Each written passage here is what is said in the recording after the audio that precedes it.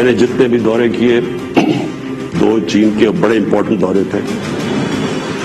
اللہ کا کرم ہے کہ ہمارے ملک کو بھی عزت ملی اور پاکستان کے لیے انشاءاللہ وقت ثابت کرے گا. بڑے زبردست ہم نے دونوں جگہ بات چیت کی, خاص طور پہ چین پہ. جو روس میں ہم نے جانا تھا, اس لیے ہم نے جانا تھا کہ ہم نے 20 لاکھ ٹن گندم امپورٹ کرنی ہے روس سے. اور دوسری چیز, جو روس ایک ایسا ملک ہے جس میں میرے خیال میں دنیا کی 30% گیس ہے. تو آگے جس طرح پاکستان کی گیس کم ہو رہی ہے, ہم نے انشاءاللہ ان سے ہم نے جو معاہدے کیے کہ ان سے ہم گیس امپورٹ کریں گے.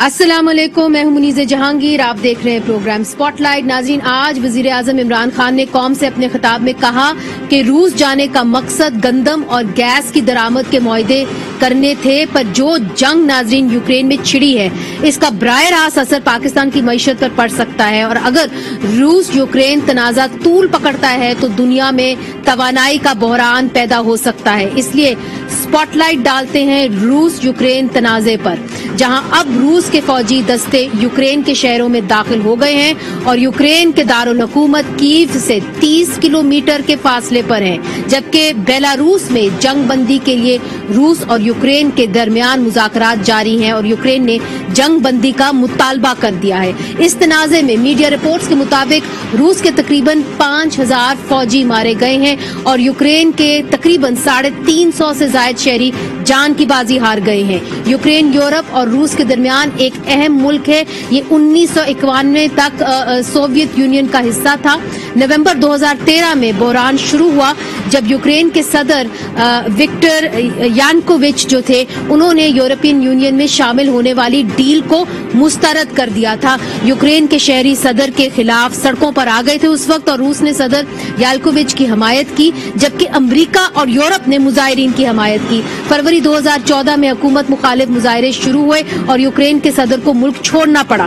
روس نے یوکرین میں اپنا اثر و رسوخ قائم رکھنے کے لیے کرائمیا پر حملہ کر دیا. کرائمیا یوکرین کے جنوب میں واقع ایک جزیرہ ہے.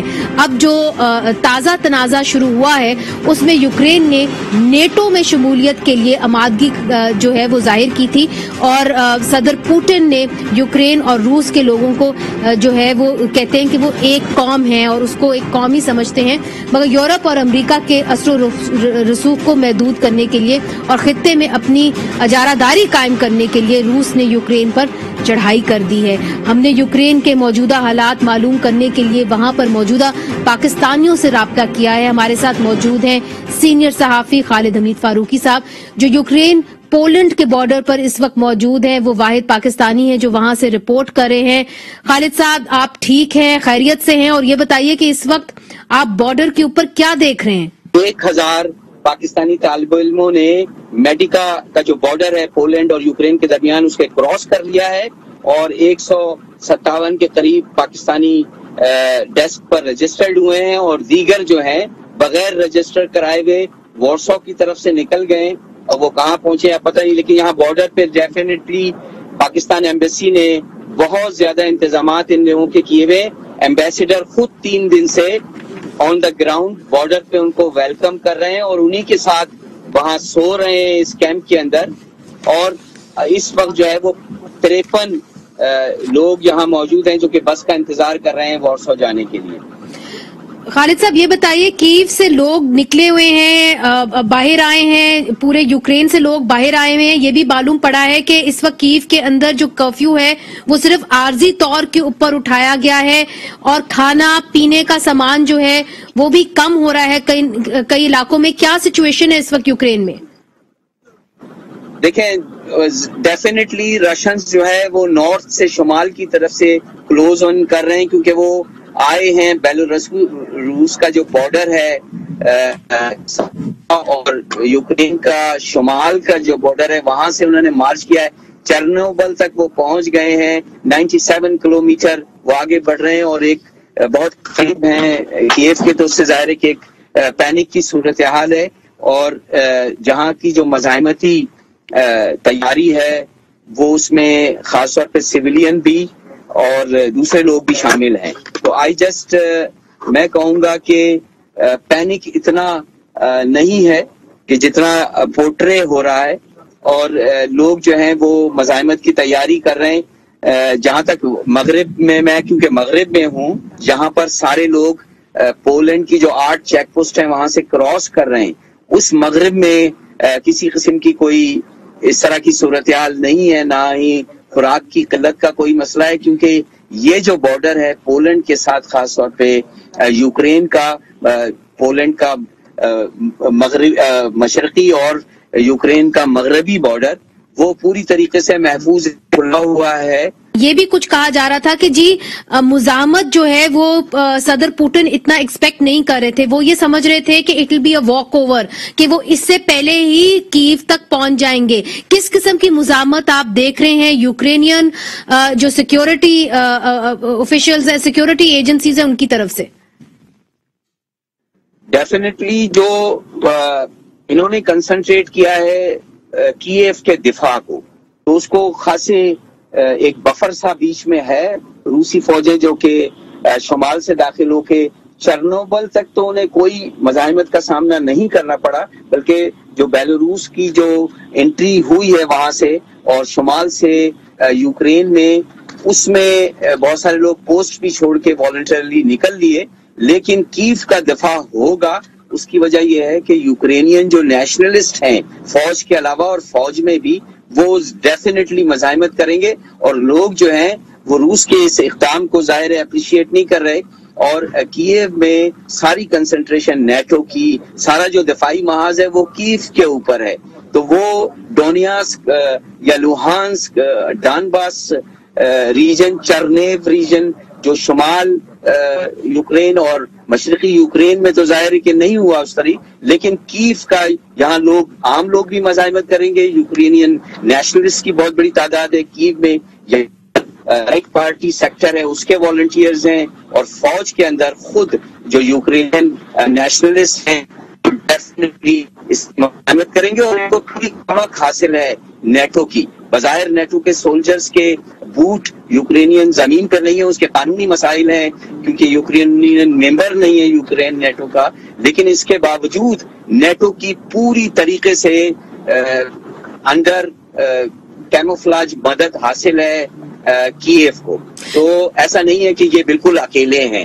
تو کیف کے اوپر جب اس وقت فاروقی صاحب جو رشین ٹروپس ہیں وہ تقریباً 30 کلومیٹرز کی دوری پر ہیں کیف سے، تو اگر کیف کی طرف بڑھتے ہیں اور حملہ ہوتا ہے تو آپ سمجھتے ہیں کہ جنگ جو ہے وہ ہوگی، اور اس کے اندر نیٹو ٹروپس جو ہیں وہ ہوائی طور پہ ایئر کرافٹ کے طور کے اوپر حصہ بھی لیں گے یوکرینین فورسز کے ساتھ؟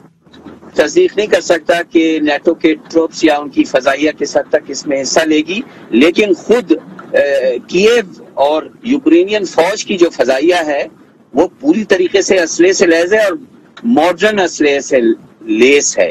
امریکہ اور برطانیہ نے گزشتہ 1 ماہ میں بے پناہ ہتھیار یہاں پہنچائے، ڈراپ کیے ہیں، لیکن اور اسی کے ساتھ گزشتہ 28 سال سے نیٹو یوکرینین فورسز کو سپورٹ کر رہا ہے، انٹیگریٹ کر رہا ہے، ماڈرن ویپنری کی ٹریننگ دے رہا ہے.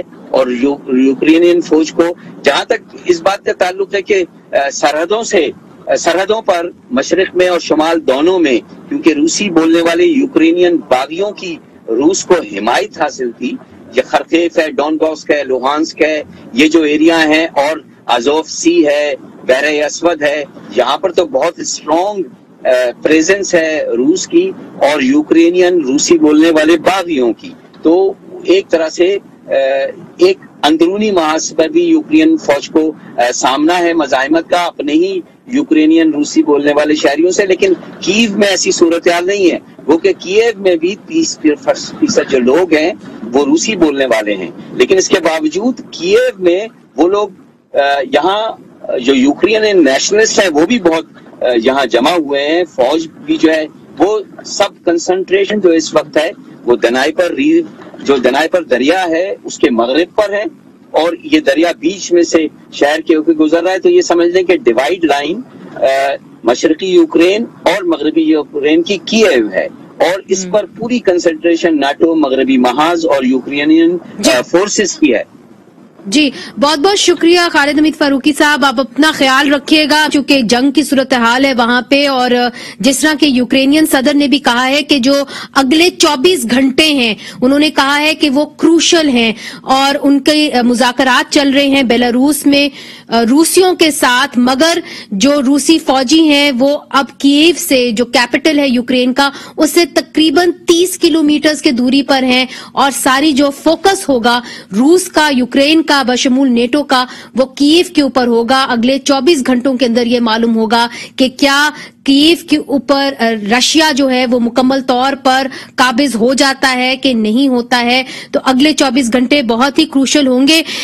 اس وقت ہمارے ساتھ ہیں یوکرین میں پاکستانی سفیر نوول اسرائیل کھوکھر صاحب, ان سے بھی بات کرتے ہیں اور سب سے پہلے ان سے آفیشیل ورژن بھی لے لیتے ہیں, ان سے پوچھ لیتے ہیں کہ اس وقت یوکرین کے اندر کتنے پاکستانی مقیم ہیں اور کتنے طالب علم ہیں پاکستان کے جو وہاں پہ گئے ہوئے ہیں.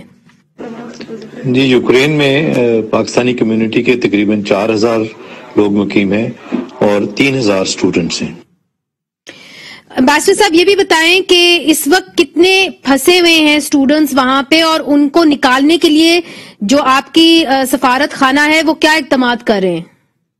جب ہم نے پہلی 1-2 ایڈوائزریز دی تھیں ان کی بنیاد کے اوپر بہت سارے پاکستان کمیونٹی کے لوگ اور اسٹوڈنٹس پہلے سے ملک چھوڑ گئے تھے, یعنی کہ جنگ شروع ہونے سے. پاکستانی اس وقت بہت کم تعداد میں یوکرین میں رہ گئے ہیں. ہم نے انتہائی محنت سے سیفٹی کے ساتھ اب تک 676 پاکستانیوں کو یوکرین سے نکال دیا ہے, ایویکویٹ کر دیا ہے. اس وقت تقریباً 8 سے 10 بچے جو ہیں وہ بارڈر پہ موجود ہیں, اور لویو میں ہمارے پاس 12 لوگ موجود ہیں جن کو ہم اب بھیجیں گے بارڈر کے اوپر.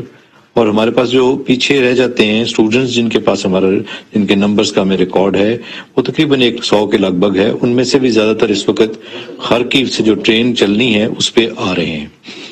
امبیسڈر صاحب حملے سے پہلے اس طرح کی انفارمیشن آ رہی تھی, باقی ملکوں کو بھی آ رہی تھی کہ حملہ ہوگا, تو باقی ملکوں کے سفارت خانوں نے بھی اس کے اوپر اہتمام کیا ہوا تھا. ہماری انفارمیشن کے مطابق ابھی بھی کچھ ایسے اسٹوڈنٹس ہیں جو یوکرینین پولینڈ بارڈر کے اوپر ایک کیمپ کے اندر موجود ہیں. تو کیا پلان کیا تھا آپ کے سفارت خانے نے اس حوالے سے؟ جس دن حملہ ہوا اسی دن کیوں انفارمیشن دی گئی؟ جی حالات کچھ عرصے سے خراب ہو رہے تھے, ہمیں اس کا اندازہ تھا, اسی لیے ہم نے کوئی 2 ہفتے پہلے ایڈوائزری دی تھی جس کی میں ہم نے دیکھا کہ بہت زیادہ پاکستانی کمیونٹی کے لوگ اور اسٹوڈنٹس ہماری ایڈوائزری پہ عمل کرتے ہوئے چلے گئے تھے. ہمارا پلان یہی تھا کہ اگر حملہ ہوتا ہے, کیونکہ لوگ زیادہ تر اس کی پیشن گوئی نہیں کر رہے تھے کہ کیف پہ حملہ ہوگا بلکہ مشرقی علاقے میں حملہ ہوگا, تو ہم نے ایک پلان ترتیب دیا تھا کہ مرحلہ وار جتنے ہمارے مشرقی شہروں میں مشرقی یوکرین کے شہروں میں اسٹوڈنٹس ہیں ان کو وہاں سے نکال دیا جائے گا, اور اس کے بعد باقی لوگوں کو بھی نکالیں گے تھریٹ کے مطابق. اور بیس ہم نے بنائی تھی ویسٹرن یوکرین کے اندر, یہ ترنوپل ایریا کے اندر. اس کا علاقہ ایسے ہے کہ یہاں سے ہم تمام جو ان کے نیبرنگ کنٹریز ہیں ان کے ساتھ بڑے ایزیلی جہاں سے جا سکتے ہیں, starting from Romania, Hungary, Slovakia and Poland.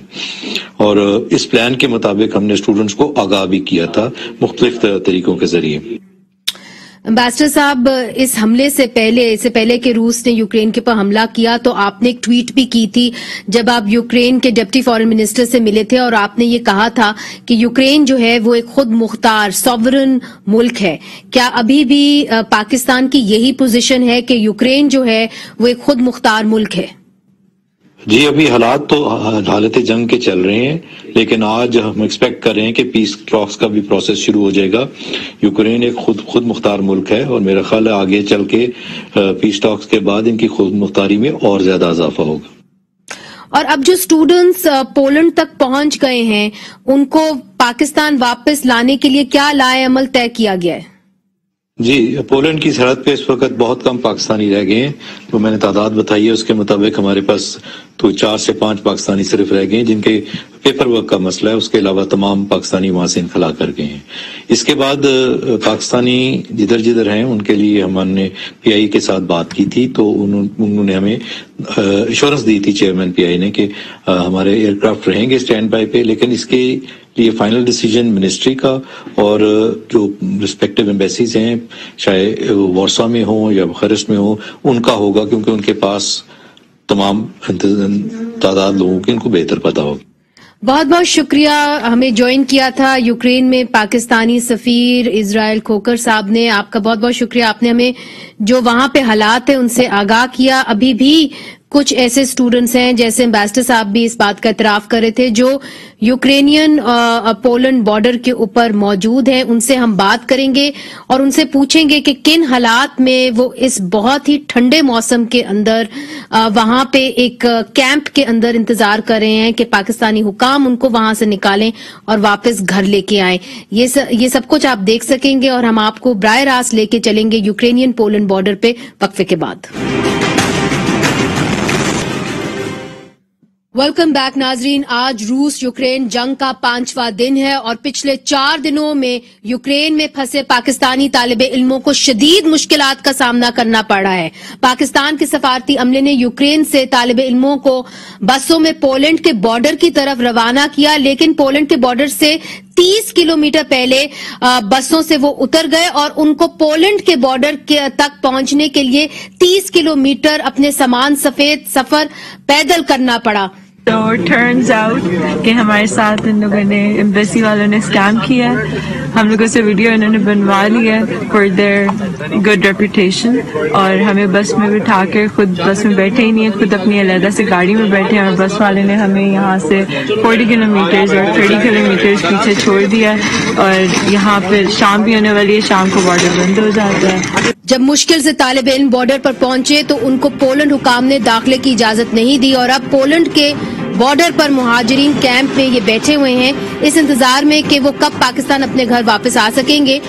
Ukraine میں پاکستانی سفیر اسرائیل کھوکر کے مطابق حملے کے وقت یوکرین میں 3000 پاکستانی طالب علم تھے۔ پاکستان سفارت حکام کے مطابق ان کے ریسکیو کے لیے متعدد اقدامات کیے گئے تھے۔ اس وقت ہمارے ساتھ موجود ہیں محمد رمضان علی، جو یوکرینین پولینڈ بارڈر کے اوپر موجود ہیں اور ایک مہاجرین کیمپ کے اندر وہ موجود ہیں، کہتے ہیں کہ اور بھی طالب علم ان کے ساتھ وہاں پہ ہیں۔ مجھے یہ بتائیے محمد رمضان، کن حالات کے اندر آپ اپنی یونیورسٹی جو خارکوف میں ہے، کن حالات میں آپ وہاں سے نکلے؟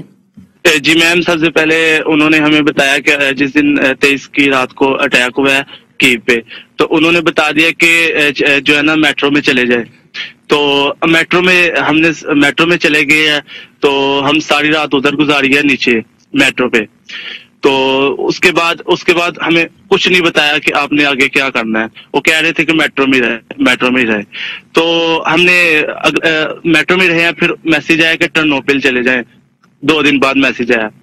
یہ میسیجز آپ کو کہاں سے آ رہے تھے؟ میسج یہی کہ جو ایک مجاہد عباس جو ادھر ایجنٹ ہے یونیورسٹی کے، خارکیو نیشنل میڈیکل یونیورسٹی کے، آگے پھر کہہ رہے تھے کہ جو ہے کہ ٹرنوپل چلے جائیں، کچھ کہہ رہے تھے ٹرنوپل چلے جائیں، کچھ کہہ رہے تھے کہ لویو چلے جائیں۔ آدھے بچے جو ہے ٹرنوپل میں اس وقت، اور آدھے جو ہے نا لویو میں ہیں۔ تو لویو کے بعد ہم لویو آئے ہیں۔ پہلے دن ہم ادھر ٹرین اسٹیشن پہ ایک ساری رات ادھر گزاری ہے، کوئی ٹرین نہیں تھی، ٹکٹ کے بغیر کسی کو نہیں جانے دے رہے تھے۔ اگلے دن جو ٹرین آئی ہے ہم نے دھکا مکی کر کے اس میں گھسے ہیں، اور پھر جو ہے کہ ہم ادھر آئے ہیں لویو میں۔ 24 گھنٹے کا سفر تھا، تو پرسوں کے ادھر آئے ہیں، اور کل سارا دن جو ہے ساری رات ہم نے ادھر وہاں گزاری ہے نیچے، اور اگلے دن ہمیں جو ہے نا انہوں نے کہا کہ آپ پولینڈ کے بارڈر میں چلے جائیں، آپ کو لے کے جائیں گے۔ تو پھر ہم ادھر لویو آئے ہیں، لویو ساری رات گزاری ہے نیچے، کوئی کسی نے مدد نہیں کی، کچھ کھانے کے لیے نہیں دیا، ہمارے پاس پیسے بھی نہیں تھے، کچھ بھی نہیں تھا، تو ہم نے پانی لیا، پانی سے ہم نے ساری رات گزاری ہے۔ اگلے دن وہ کہہ رہے تھے ہمیں 12 بجے کہہ رہے تھے کہ آپ نے 12 بجے جانا ہے، بریگیڈیئر رضوان آیا 12 بجے جانا ہے آپ نے ادھر پولینڈ کے بارڈر میں۔ تو انہوں نے صرف یہ کہا کہ ہمیں بتایا، اور وینٹی ایک چھوٹی بس ہوتی ہے وہ دی ہے، اور اب उस 12 बजे आ रहे हैं और तकरीबन कल के 12 बजे निकले हैं और 3 घंटे का सफर किया है और हमें तब से उधर उतार दिया और हमने रात भी उधर गुजारी है तकरीबन बाहर। इससे तबीयत भी मेरी थोड़ी काफी खराब हो गई है और मुझे मेरा जिस्म भी अभी कांप रहा है, बुखार भी है। अभी मैंने अपने दोस्त से मेडिसिन ली है।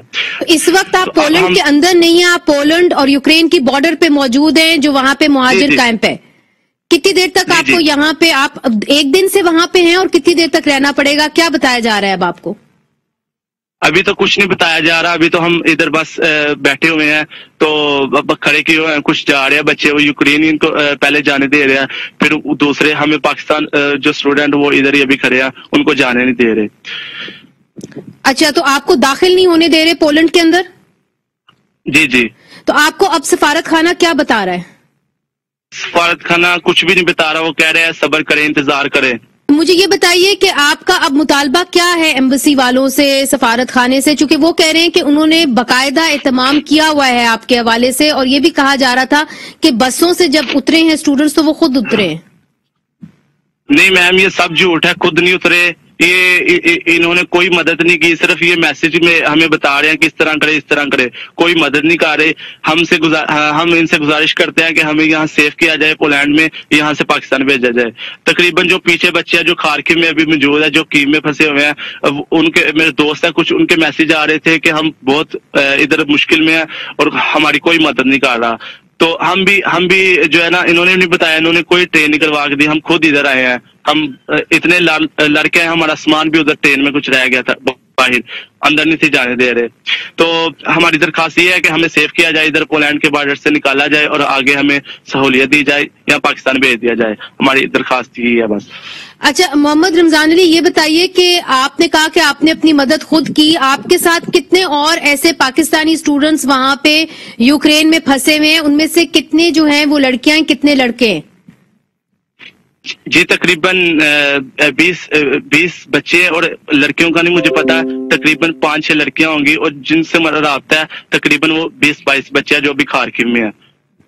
अच्छा, वो अभी वहां पे बकायदा फंसे हुए हैं। और इस कैंप के अंदर कितने लोग हैं, पाकिस्तानी बच्चे हैं जो आपके साथ हैं या पाकिस्तानी शहरी हैं?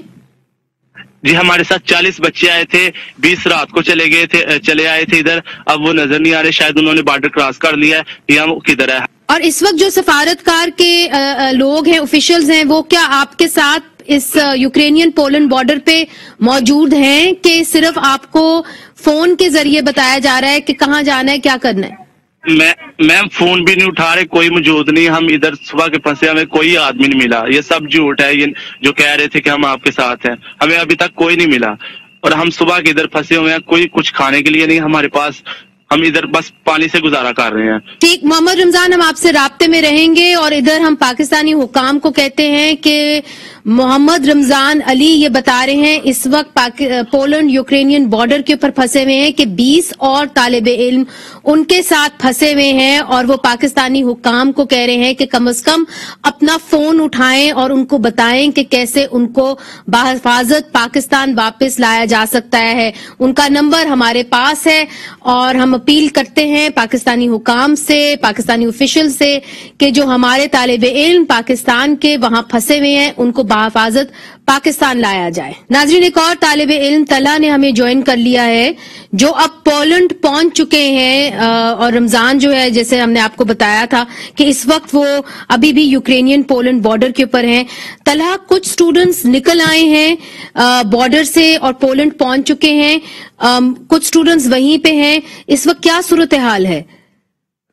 फिलहाल ये है, अब स्टूडेंट्स आना शुरू हो गए हैं। पहले तो बहुत मुश्किल थी क्योंकि वहां पे बहुत रश था, बहुत ज्यादा। इवन कि पाकिस्तानी, इंडियंस और भी जो दूसरे ममालिक के लोग थे वो भी ऐसे ही बिल्कुल फंसे हुए थे जैसे कि हम थे। और वो जितना रश हो गया था कि लोग एक दूसरे को पुश कर रहे थे और उससे सफोकेशन हो रही थी, लोग गिर रहे थे, हाइपोग्लाइसीमिया की वजह से उनको अटैक्स आ रहे थे और उनको बहुत बुरी एक कैफियत थी क्योंकि बॉर्डर उन्होंने बंद रखे हुए थे। बट फिर आहिस्ता आहिस्ता उन्होंने जब बॉर्डर खोले, हमें बहुत टाइम लगा क्योंकि हम 3 दिन से वहां फंसे हुए थे।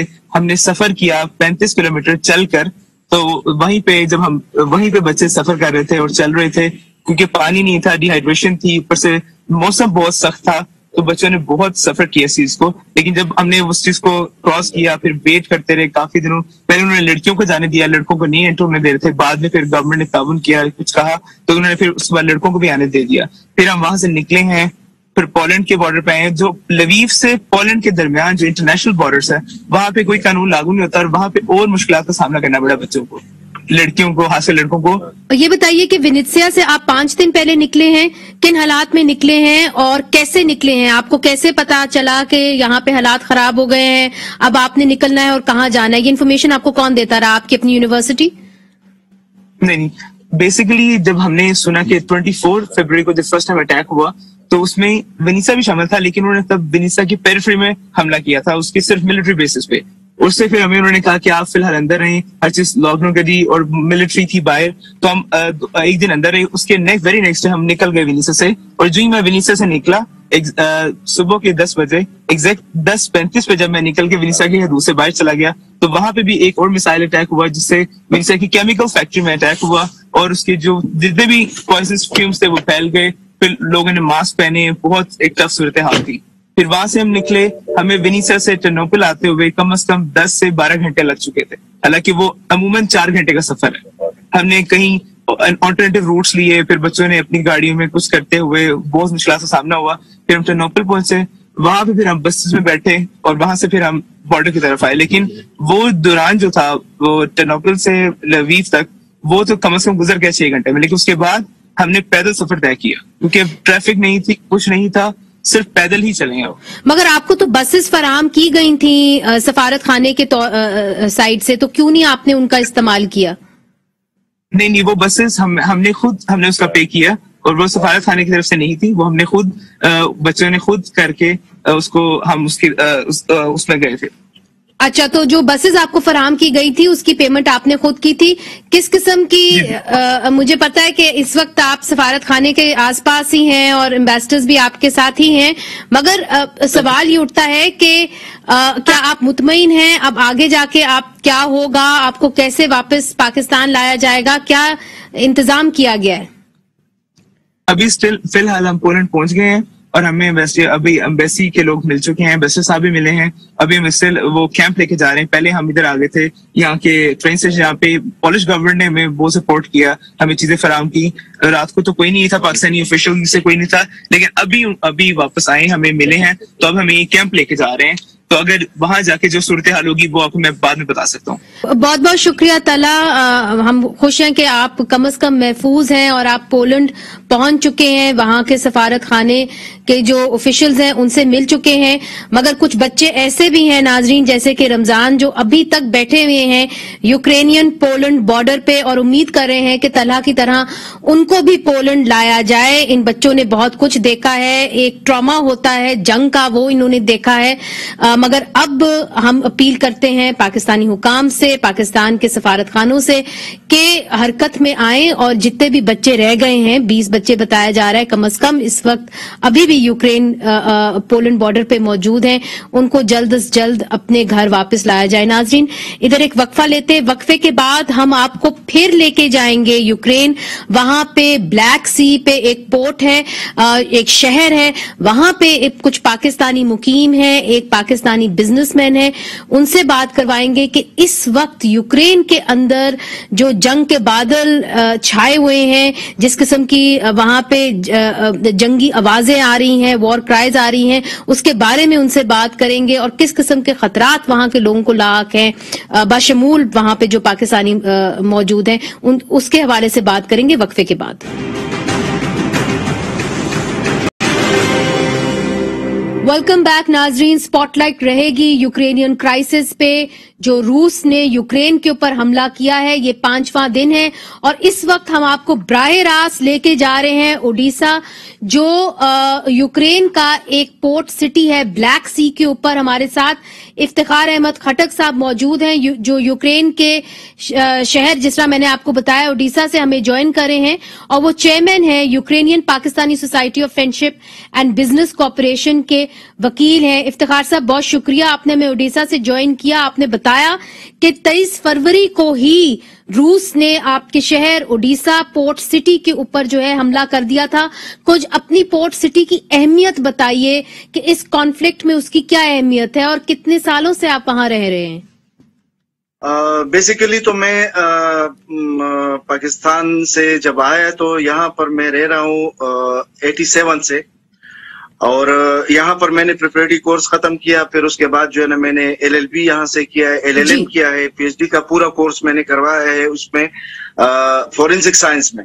तो मैं एक्सपर्ट हूँ एज फॉरेंसिक साइंस में। लेकिन 2016 में मुझे ये ख्याल आई कि क्यों ना हमारी मतलब मुल्क जिसको पाकिस्तान ने एज ए इंडिपेंडेंट मुल्क माना है, ये पाकिस्तान पहला मुल्क था कि जिसको यूक्रेन को उन्होंने फर्स्ट मान लिया एज ए इंडिपेंडेंट स्टेट, और उसके साथ डिप्लोमेटिक रिलेशन उस्तवार कर लिए। तो इसी वजह से मैंने सोचा कि चलो इस लिहाज से इसकी अहमियत है कि हम जो है ना अपना ट्रेड और दूसरों में भी जो है ना अपना वो कारोबार में एक दूसरे की जो है ना इसमें मतलब और भी तेजी पैदा करें। तो इसलिए आपने Ukrainian Pakistani society of friendship कायम किया। मुझे कुछ अंदाजा, चूंकि लोग ये जानना चाह रहे हैं जहां आप बैठे हुए हैं इस शहर की अहमियत क्या है, क्या आप देख रहे हैं, वहां पे किस किस्म की आवाजें आपको आ रही हैं? ये हमने सुना है कि वहां पे खाना पीना सब खत्म हो गया है, लोग जो हैं वो अंडरग्राउंड चले गए हैं, क्या देख रहे हैं आप? नहीं, ये डिसइंफॉर्मेशन है, ये फेक न्यूज है अगर इसके बारे में जो है ना कहा जा रहा है। हम जंगी हालत में हैं। मैं घर में हूँ, मैं घर में तैयार हूँ अगर फर्ज करो मुझे बुलाया जाए, क्योंकि कानून पास हुआ है कि 18 साल से 60 एज तक मर्द साहिबान अगर बुलाना चाहे, वक्त आ जाए तो उसको बुला सकते हैं। वो मुल्क से बाहर नहीं जा सकते। औरतें जा सकती हैं लेकिन मर्द नहीं जा सकते। ये चूंकि जंगी हालत है तो इसी वजह से मैं तैयार हूँ। मैं बैठा हूँ घर में, 5वां दिन है।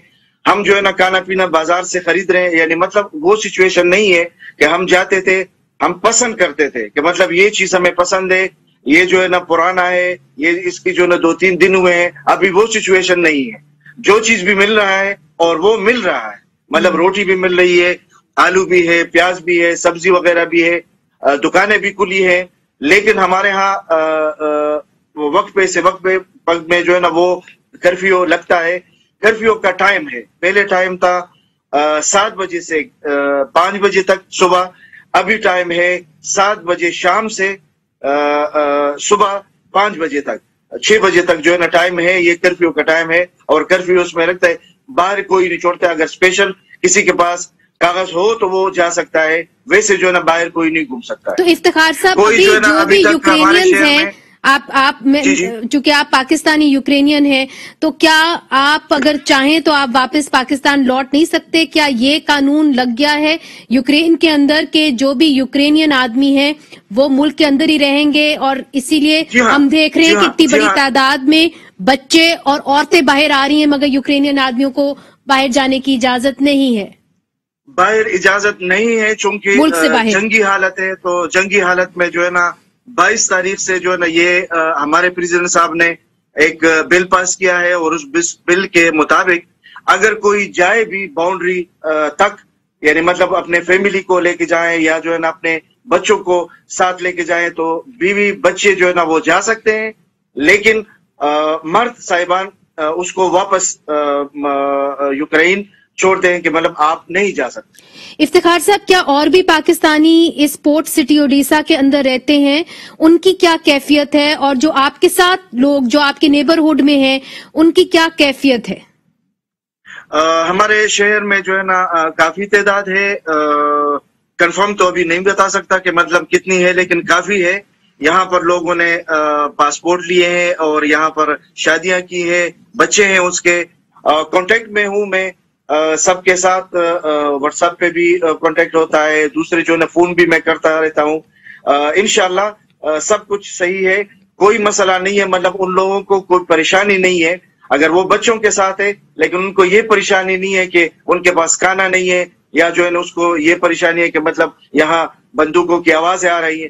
अभी तक शहर अदेसा में बंदूकों की आवाजें नहीं आई है और बंदूकें नहीं चल रहे हैं और न जो है ना टैंक जो है ना रोड पे चल रहे हैं। हाँ, ये बात है कि हमारी यूक्रेनी फौज जो है ना वो अलर्ट खड़ी है और कई रस्तों पे जो है ना पाबंदी है। वहां पर जो है ना अगर स्पेशल कोई कार्ड हो या कागज हो, किसी के पास डॉक्यूमेंट्स हो तो वो जा सकते हैं। आम लोगों को वहां पर इजाजत नहीं है, खास तौर पोर्ट और सिटी सेंटर सिटी में। तो जो रूसी ट्रूप्स हैं वो बकायदा तौर के ऊपर उन्होंने ओडेसा की जो पोर्ट सिटी है उसके अंदर दाखिल वो नहीं हुए हैं। यहाँ पर हमारे एक जगह है जहां पर उसको कहते हैं ज़मेनी पोर्ट, मतलब एक अलहदा वो क्या उसको मैं बोलता हूँ कि मतलब उसके साथ हमारी जो है ना सिर्फ पानी के जरिए से रास्ता है। उसको जो है ना उन लोगों ने इस तरह आया है, उसमें न्यूज में मैंने देखा है कि वहां पर ट्रूप्स जो है ना वो रशियन आए थे। ठीक है, मगर आपको सड़कों के ऊपर, उड़ीसा की सड़कों के ऊपर रूसी ट्रूप्स नहीं नजर आ रहे? रूसी ट्रूप कोई नजर नहीं आ रहे। ये जो ट्रूप खड़ी है, ये जो गाड़ियां खड़ी है, ये जो बख्तरबंद गाड़ियां हैं या टैंक जो खड़ी है या जो आर्म फोर्स है, वो यूक्रेनियन आर्म फोर्स है, वो रशियन नहीं है। और 2014 के अंदर भी तो इसी तरह का एक हमला हुआ था। फिर हमने देखा था कि रूस ने यूक्रेन के ऊपर एक इलाके के ऊपर हमला भी किया था। अगर उससे आप कंपैरिजन करें तो आज आपको कैसा लग रहा है और उसके बारे में कुछ बताइए। जिस तरह के मैंने पहले बताया और मैं जो है ना इस बात पे अभी भी मुझे पूरी जो है ना यकीन है और मैं यकीन के साथ ये कह सकता हूँ कि अगर फर्ज करो रशिया या जो है ना दूसरी कोई मुल्क यही सोचे कि यूक्रेन जो है ना 2014 यूक्रेन है, ये वो यूक्रेन नहीं। अभी फौज भी जो है ना अलर्ट है, फौज भी अच्छी खासी जो है ना तगड़ी है और वो जो है ना टेक्निकली तौर पर जो है ना वो तैयार है।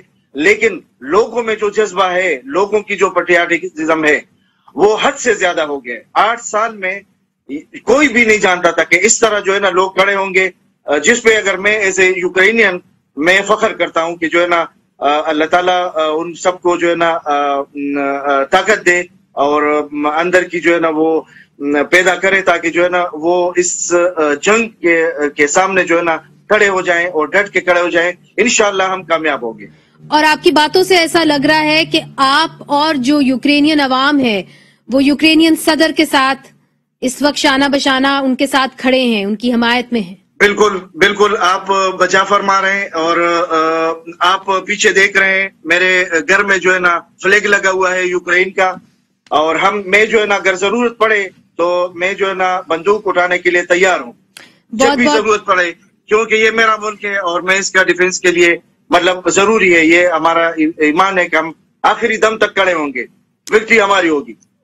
Lot of admiration for your enthusiasm. Iftikhar साहब, बहुत बहुत शुक्रिया, आपने हमें इस बहुत ही मुश्किल वक्त में, जबकि जंग के बादल एक तरीके से छाए हुए हैं और आपने बताया कैसे आपको गन शॉट्स की भी आवाजें आ रही हैं, आप हमारे साथ, आपने बराह रास्त हमारे साथ बात की, आप महफूज रहे हैं, ये हमारी दुआ है।